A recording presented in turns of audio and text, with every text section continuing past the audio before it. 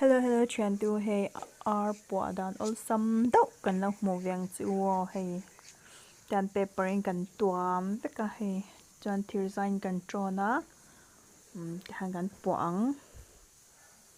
tlai hi an ti chip deuh ila hei a chungah hian hmawlh pakhata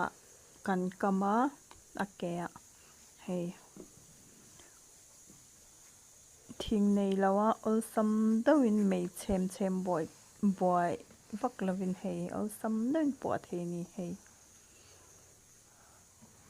tiang han lo ti ver u thalet tuk awlsam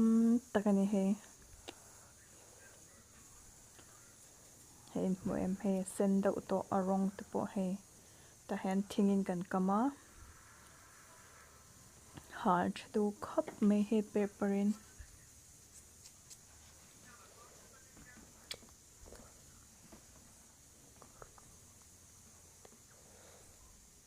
hei final look chu hei ai thei to ting hian em ni ting hian ai thei to a ai thei lo ti ve me min kha hei a rawng te pawh mawi khap mai hei kan ei don nia ei tui thei lo deuhin kan ei dawn ani hei a rawng chu ali mawi ei tak thei ani lo hei a mawi lut tuk ti ve chin ru bye bye u ei thei lo